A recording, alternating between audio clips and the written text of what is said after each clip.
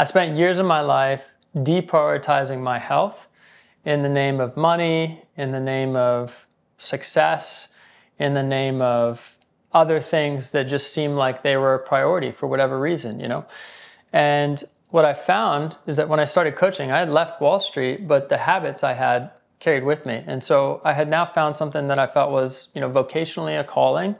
I had now found something that I felt very purposeful in, and that I was making an impact in other people's lives and doing, and I was even making money. But again, those poor lifestyle choices and habits followed me.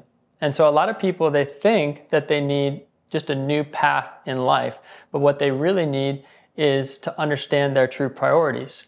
And as I was going through really intense grieving, recovering from burnout, again, from poor lifestyle choices, and using work, for example, as coping, and just trying to navigate a lot of the unknown, which is what happens when you go through your awakening. It could be the spiritual awakening, it could be a health awakening, it could be financial awakening for some people, and the realization that money is you've had an idol with money in your life. And as you go through these things, you start to realize how overwhelming change can be and how necessary it is to have energy. And I remember, just to take you back, apartment, New York City, 6 a.m. wake up. At this point, I was trying to prioritize health. I had even hired a personal trainer with money I didn't have.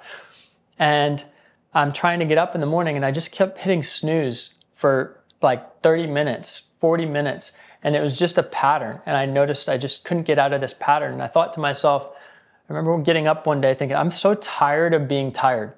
And I couldn't understand why I couldn't just willpower my way through the mornings. I thought maybe I'm just not a morning person.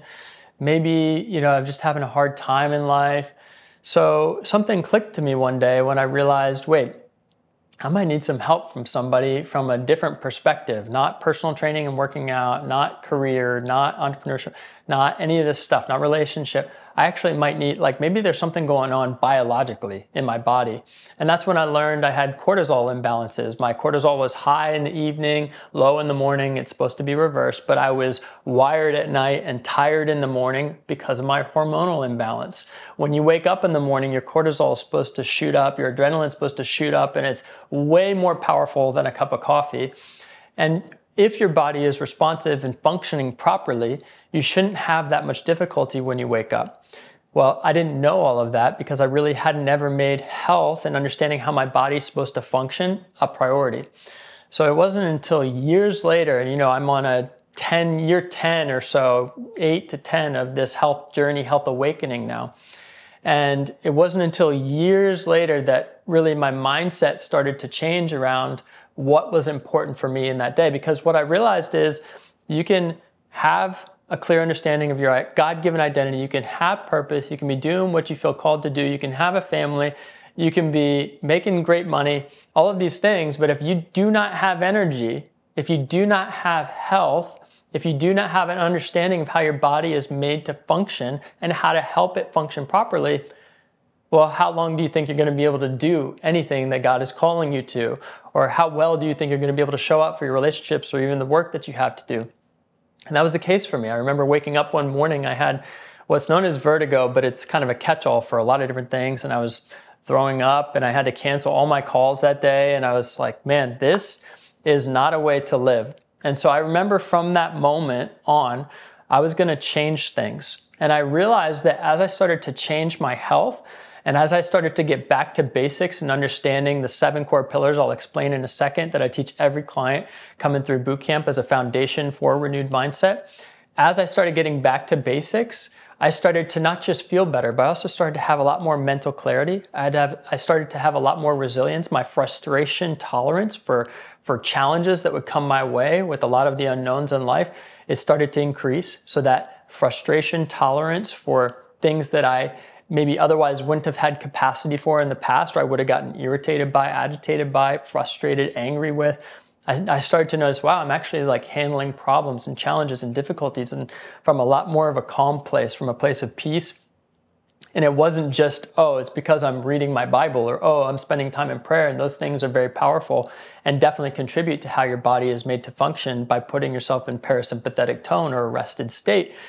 But also there's such thing as hormonal imbalance and how your body is made to send messages and signals. And if you have interrupted signals or the wrong messages, if you're riding the blood sugar roller coaster because you don't understand the importance of protein first in the mornings, these are simple things that really can change your life when you get the basics of them. So the 7 core pillars that I encourage everybody to understand and gain more wisdom in: diet, sleep, movement, active rest, reflection, connection, fun.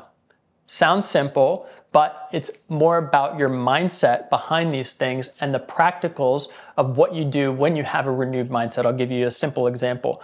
With diet, not talking about restrictions, not talking about fads, not talking about a meal plan even, although that can be important. What I'm talking about is understanding what's your relationship with food. For me, for a long time, I thought, well, food is just something that I need to do. And there's truth to that. But the other truth is that I didn't respect or value myself enough to know what proper food is going to fuel me. And so I didn't understand what macronutrients are, that fats, carbs, and proteins, all super important. That protein first, when I'm having a meal, is going to help stabilize any type of blood sugar spike I might have from eating the carbs in that meal. Just a simple reordering of the food that I'm eating. Understanding that fats play an important part of hormonal balance and how I can incorporate that into any imbalances that I might be having. Understanding that meal timing is really important. And for years, I just would go 7-8 hours without eating and never understood why. Yes, the idea of being hangry is real, and I knew that that could be a thing, but I never understood why or how that's even connected to not prioritizing me, not prioritizing being healthy, not prioritizing de-stressing stress that I'm putting on my body. When you come to sleep, so diet and sleep, sleep is the second pillar. Sleep, something as simple as understanding that your body is actually made to process toxic thoughts in your brain when you get proper sleep. So in other words, if you don't get proper sleep, if it's inconsistent, maybe you have hormonal imbalance like I had, and so it's more difficult, your brain isn't doing this brain washing. I'm not talking about being brainwashed, but there is an actual term of where your brain washes some of these toxic proteins clean each evening. That's God's design for our body. And when you're not getting proper sleep, surprise, you're more susceptible to negative thinking, toxic thinking, unhealthy thinking. So if you put all of these pieces together and you start thinking about how this contributes to a renewed mindset, well, just as simple as it can be, it's really hard to have a healthy mindset, a clear mind when you're not supporting your body, when you're not sleeping, when, what you're doing for movement, for example, is actually adding more stress to the situation than helping. I spent years with a personal trainer who's now a good friend of mine, and one of the things that he told me in the first sessions that we had is we got done, and he said, "How do you feel?" I said, "Great." And I was like, I'm amazed because I actually feel great, but I'm not tired. He said, "Perfect. My job is to help you feel better and look better, not be more tired." And although being more tired can be a part of that process of growth, there's a level of understanding that I didn't have at that point because I was so used to pushing myself to the max, blasting my way through problems, running through the wall. And I didn't understand that actually when your body functions properly, when the hormones are working, when you're eating, and you know what to eat for the goals that you have and these different things, you don't have to do things that become so tiresome and cause that much more stress and fatigue where you actually don't want to continue doing what you're doing. And that was a breakthrough thought for me because I thought, wow, I can finish a workout, feel better, more energized, not tired, and get results that I had spent years trying to get, feeling exhausted in the process. So if you're listening and you're thinking to yourself, man, where do I even begin when I want to work on my mindset? It starts with health. It starts with health. And one of the first things we do in the boot camp is we walk through a process that I have developed called the 3x3. It's 3 rhythms for your evening and 3 rhythms for your morning. Really simple. If you want to have better mornings, you got to have better evenings. And these 3 rhythms in the evening and 3 rhythms in the morning actually cover the 7 core pillars that I had mentioned. So it's just simple acts of changing the way that you're behaving so that you set yourself up for success and give yourself the best chance to start having the clarity that you need to not just rebuild your identity, not just live with more intention and purpose, but also understand your true priorities.